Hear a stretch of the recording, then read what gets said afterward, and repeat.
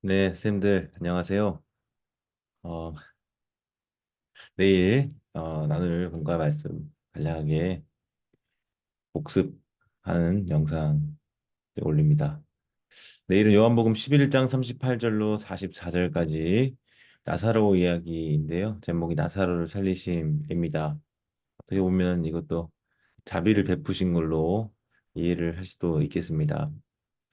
어, 중요한 구절은 25절에 나는 부활이요 생명이니 나를 믿는 자는 죽어도 살겠고 무릇 살아서 나를 믿는 자는 영원히 죽지 아니하리니 이것을 네가 믿느냐 이 구절에 반복되는 믿음이라고 하는 주제가 하나 있습니다. 그 전에 지난주에도 말씀드렸다시피 에고 에이미 나는 무엇 무엇이다 라고 하는 예수님의 자기 계시가 여기도 나타나죠. 예수님은 부활이고 생명이다 이렇게 말씀을 하셨습니다. 그래서 죽어도 살고 살아서 믿으면 죽지 않는 그런 예수님의 그 생명의 주권이 예수님에게 있음을 이제 볼 수가 있는데요. 특별히 죽었잖아요. 나사로는 심지어 죽은 지가 나흘이 되어서 냄새가 나는 상황입니다.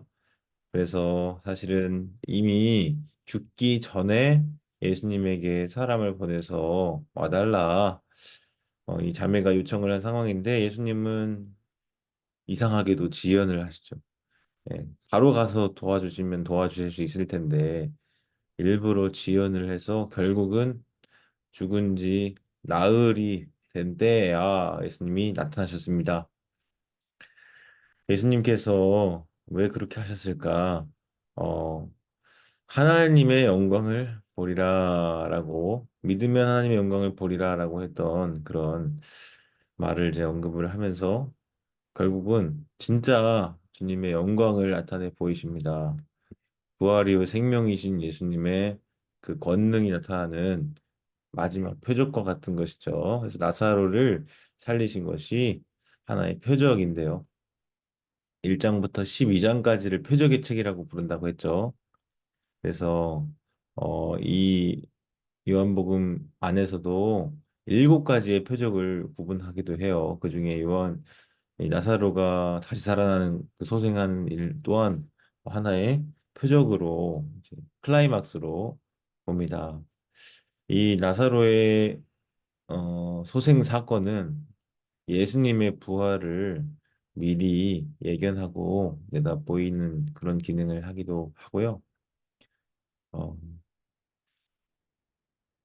그렇습니다. 네, 그래서 그런 사실은 이제 나사로는 다시 죽잖아요. 다시 죽는데 어쨌든 부활이요 생명이신 예수님은 죽지 않고 다시 살아나신 후에 영원히 죽지 아니하는 그런 모습을 보이시죠. 이 설교와 공과를 연결 어떤 점을 하냐 했을 때 예수님의 계획이라고 하는 것에 좀 초점을 맞춰서 내 본문을 설명을 드립니다. 하나님이 창조하실 때의 계획을 다루는 그런 본문이 시편 33편 1절부터 11절부터 15절이에요. 그래서 하나님이 이제 말씀으로 그 입의 말씀으로 창조하시고 그 창조하실 때에 계획이 있으셨다는 거죠. 그리고 단순히 창조에 대한 계획만이 아니라 그 만드신 세상을 다스리시고 섭리하시는 데에도 주님의 계획이 있다. 굽어 살피고 계시고 하나님은 이 모든 일들을 그의 기쁘신 뜻 가운데에 경영하시는 분이다라고 하는 주제가 시편 33편에 나타나는 그런 주제입니다. 그래서 이 시편 말씀을 이제 우리가 본가로 다루게 되는데 연결고리는 예수님께서도 죽은 지 나흘이 되었을 때 찾아오신 것이 그분의 계획 속에서 특정한 일을 행하시기 위해서 그렇게 하신 것이다. 이런 점을 우리가 좀 본과랑 연결지어서 볼 수 있겠습니다. 그래서 학습 요점은 하나님은 자신의 영광을 위해서 모든 일을 기쁘신 뜻 가운데 작정하시는 분이다.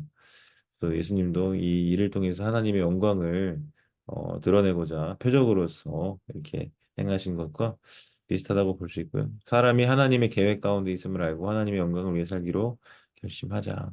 그래서 우리도 하나님께서 그분의 계획과 기쁘신 뜻 가운데에서 우리 인생을 굽어보시고 또 이끌어 가신다. 이런 믿음을 우리가 가질 수 있으면 좋을 것 같습니다. 그래서 내일 자세한 이 나사로에 관한 말씀들은 설교를 통해서 전달하도록 하겠습니다. 오늘 늦었는데 잘 쉬시고 내일 또 만나 뵙도록 하겠습니다. 감사합니다.